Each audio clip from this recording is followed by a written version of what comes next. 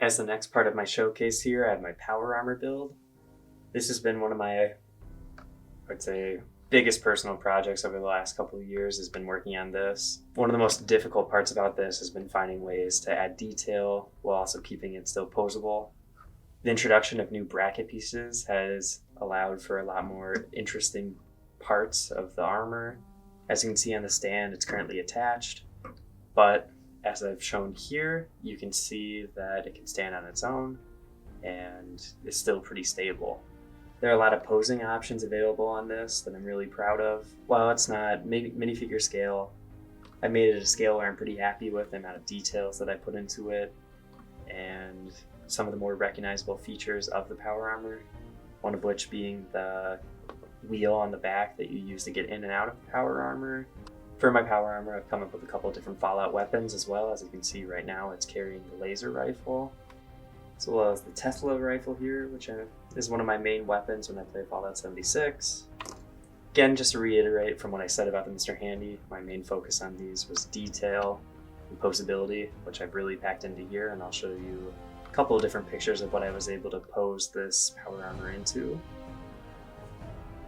One of the important parts of the build for me was having arms that could be highly posable.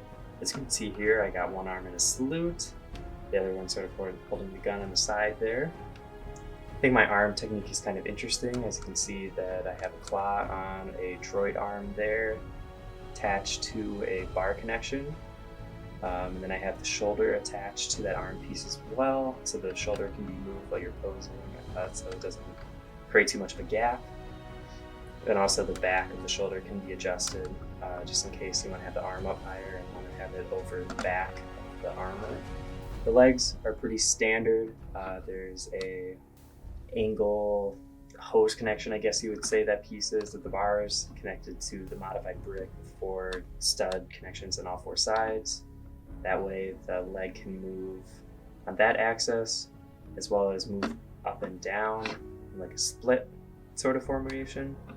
I also have a knee joint, which also has some flexibility using the round 1x1 stud with the bar on it, so it can be bent at the knee inwards a bit. And also the feet can be rotated as well on the stud. Another really cool feature that I was able to add, you can kind of see it there, is it's on a ball hinge. So there's some ab crunch there, so you can kind of crouch them down a bit more, which I think is kind of cool, and also rotate the body back and forth a bit to add some more expression to the poses. And also with that, the head is also on a ball joint and can be moved a bit too. And taking it off, you can see it there.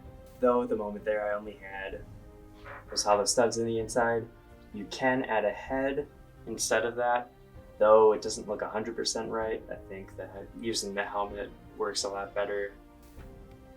Another additional thing that I added to this is on the back here, you might notice there's some clip pieces. I did that so you can add a jetpack to the power armor. I'd say the build for the jetpack is not 100% accurate to the in-game model, but I was just trying to add as many details as I could in a small space while keeping it kind of modular so it'd be easy to put on and take off. Another cool pose that I have here is in a crouching sort of position with it aiming down the sight of the assault rifle there. This type of build might be cool in other setups. As you can see here, it is next to the Xenomorph that I've built. So it would be a Space Marine type of build as well. So it could be kind of cool. One of the downsides of the build right now is that the claw pieces are kind of loose, so the limbs flap around every once in a while depending on how you have it posed. But it kind of is what it is until maybe there's something else that I can do with that. I think one of the things I want to do with the build is to change up the arms a bit. They kind of stick out right now since they're the only Technic pieces in the build. But what I've been working on so far, it just ends up being a lot more bulky than that. And I want to keep the arms a bit more thin than the legs, since I think that just ends up looking better. But let me know if you have any suggestions on that, on builds that I should check out so I can kind of improve it. But at the moment, I think it's kind of where I want it to be.